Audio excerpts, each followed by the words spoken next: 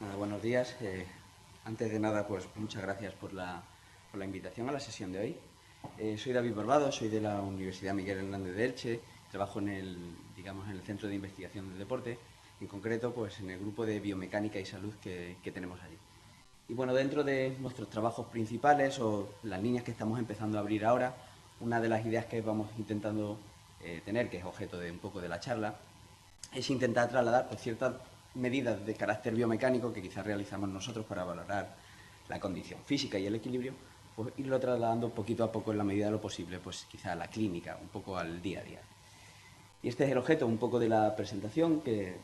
tiene lugar ahora y está focalizada principalmente bueno, pues a la esclerosis múltiple, que como bien sabéis pues, es una enfermedad de carácter neurodegenerativo que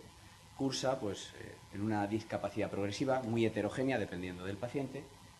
y que, bueno, afecta notablemente, dependiendo, por supuesto, del curso de la enfermedad, pues a la calidad de vida de las personas que la sufren. Dentro de la esclerosis múltiple, bueno, pues subrayar que la sintomatología asociada pues, a esa neurodegeneración es muy heterogénea,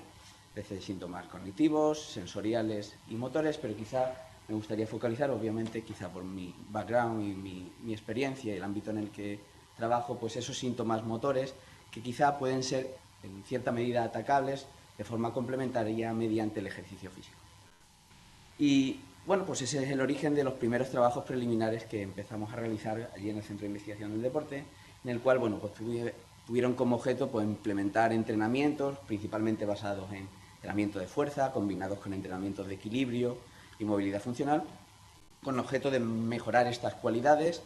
en personas con esclerosis múltiple, dada cuenta de que ya hay evidencia en la literatura de que bueno, el ejercicio físico puede ser una herramienta complementaria, segura y que no incrementa el riesgo de sufrir efectos adversos causados por la enfermedad. En este sentido, y con objeto de la charla de hoy, pues para nosotros es bastante importante pues, la valoración, ¿no?, de la condición física del paciente, de esos parámetros de fuerza, de esos parámetros de equilibrio, porque bueno, es la base para diseñar el programa, ¿no?, de entrenamiento, individualizarlo de acuerdo a las características de la persona que sufre esclerosis y adecuarlo en la medida de lo posible esas cargas de entrenamiento para optimizar pues, esas relaciones dosis-respuesta. Claro, pero en nuestras charlas, sobre todo con el doctor Pérez Pérez, pues íbamos viéndonos de la potencial relevancia que puede tener esa valoración continua de la condición física que hacemos de forma habitual allí en ese ámbito, pues para monitorizar de forma clínica un poco pues, la evolución de las personas que sufren esclerosis múltiple. Y como ejemplo ilustrativo de sus inquietudes, me acuerdo una conversación así muy interesante en la que él incluso me indagaba acerca de la posibilidad de buscar o valorar sobre todo el equilibrio en aquellas personas que en apariencia pueden ser asintomáticas o clínicamente poco afectadas en estadios iniciales de la enfermedad, si hay algún proceso de degeneración subyacente y eso pudiese ser percibible por algún método de valoración que pudiésemos usar a nivel, digamos, un poco más clínico.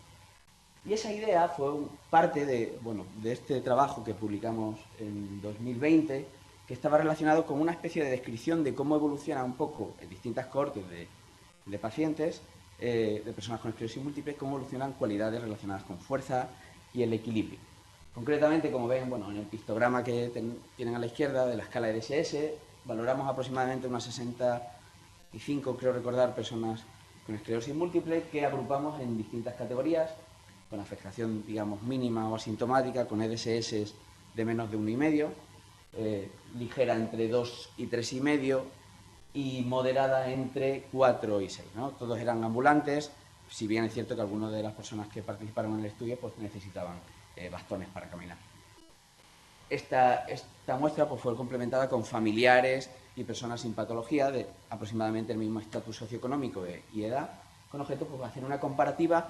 o un análisis de cómo era el perfil de cada una de esas cohortes en términos de fuerza y equilibrio en distintos test de carácter biomecánico. Pero bueno, voy a mostrar unos vídeos simplemente pues, para que vean los test que hicimos, obviamente test de carácter clínico, de velocidad de la marcha y movilidad funcional, como el de los 25 pasos o el Time Up and Go que mostramos aquí. Pero también pues, realizamos test de carácter biomecánico basado en técnicas posturográficas, como el uso de plataformas de fuerzas pues, para ver nuestra capacidad de controlar nuestro centro de masas.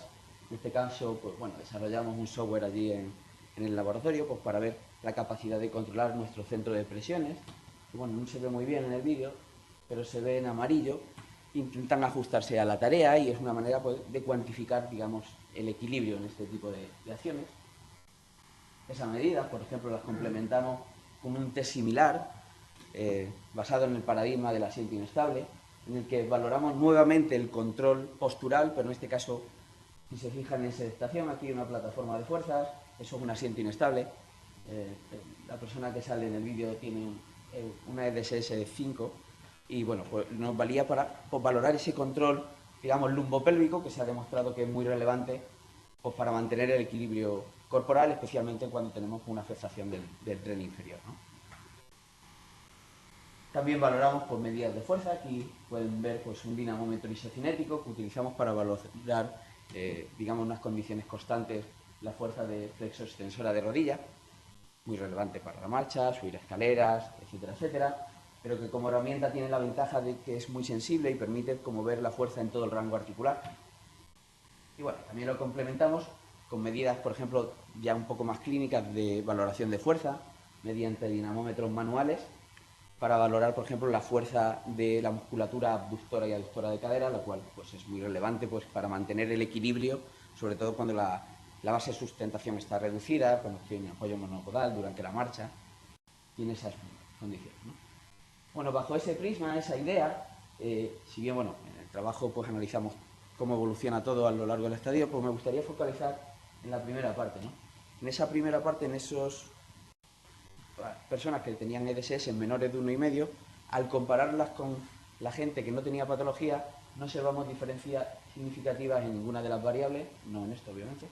excepto en los test posturográficos. Fue la única variable que realmente mostró diferencias significativas.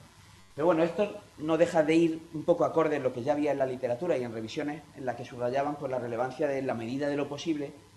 sobre todo cuando los deterioros pueden ser muy sutiles o pues intentar usar herramientas de carácter posturográfico pues, para detectar pues eso, problemas de equilibrio, ¿no? sobre todo en estadios iniciales de la enfermedad. Problema evidente es que este instrumental pues, no deja de ser caro, poco accesible, difícil de usar. Pero en este sentido, instrumentales de carácter biomecánico, como son los sensores inerciales, actualmente pues, empiezan a estar en casi cualquier dispositivo electrónico. Pues, tablets, smartphones, smartwatch, todo ese tipo de dispositivos en el fondo tienen sensores inerciales como acelerómetros, giróscopos, instrumental que hasta hace poco era de laboratorio y que realmente tienen una precisión alta y que permiten valorar pues, tareas o, digamos, ciertos parámetros relacionados con el movimiento humano. Y bueno, y ahí, pues en esta línea, ya en los 2 últimos o 3 años, ya empieza a haber una literatura claramente creciente, pues quizá para darle énfasis al utilizar esas herramientas para tener como una monitorización continua de ciertos parámetros que pudieran ser interesantes, a lo mejor pues para intervenir a nivel clínico, ¿no? Entonces, pues en revistas como la revista de esclerosis múltiple, pues resaltan la potencial utilidad pues, para a lo mejor pues, detectar de forma temprana pues, fases activas de la enfermedad y a lo mejor pues, facilitar la toma de decisiones, ¿no? A nivel clínico.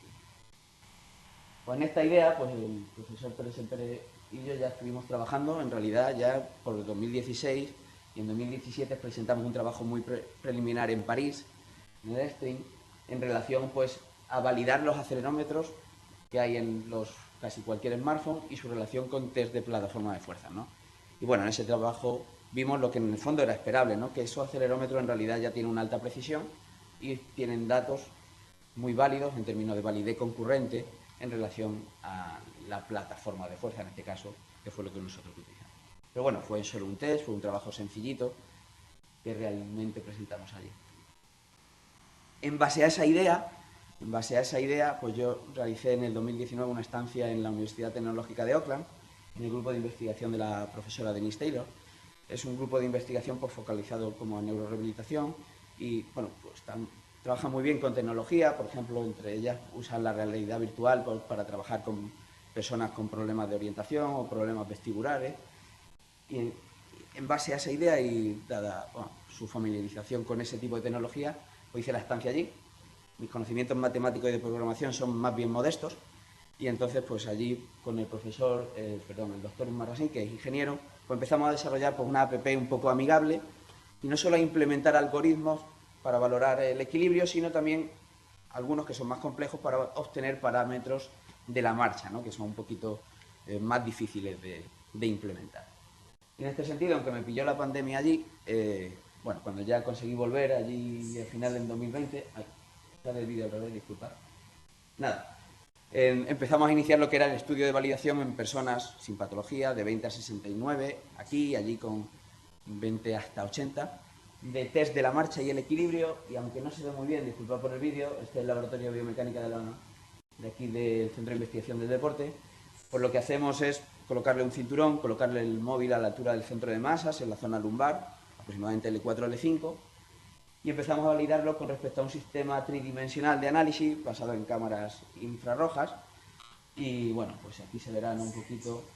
lo que vamos modelando la marcha y vamos, por ejemplo, intentando reproducir con los algoritmos con el móvil, pues obtener la longitud del paso, la velocidad de la marcha, oscilación medio lateral y parámetros relacionados.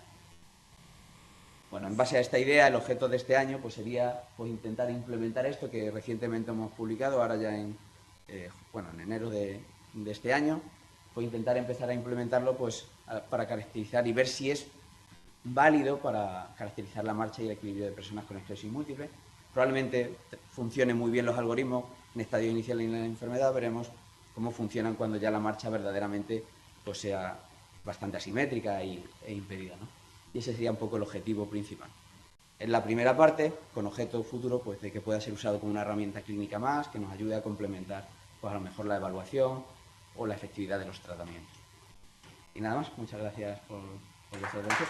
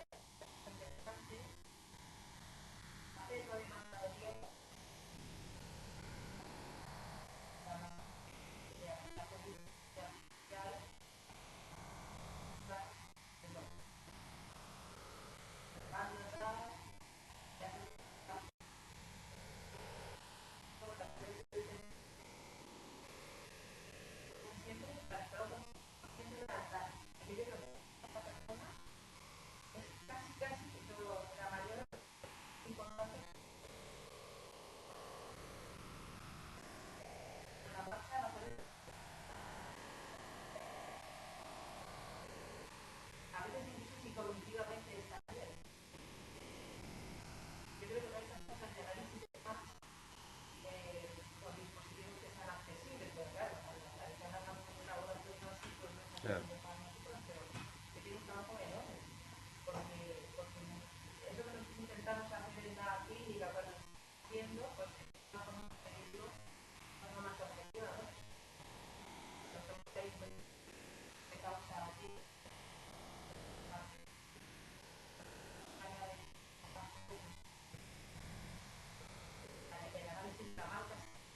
Mm.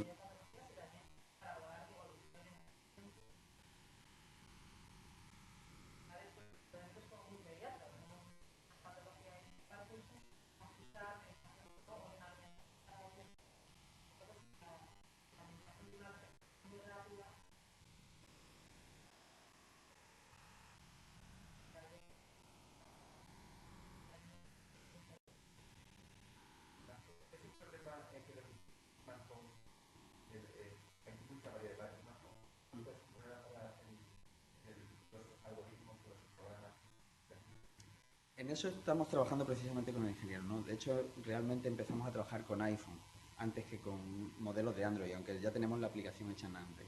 Y el ingeniero está preparando una especie de test para ver la calidad que tiene, digamos, los sensores inerciales y, pues, digamos, estimar si es idóneo o no para realizar las mediciones. Sí que era curioso que en ciertos test basales que hacíamos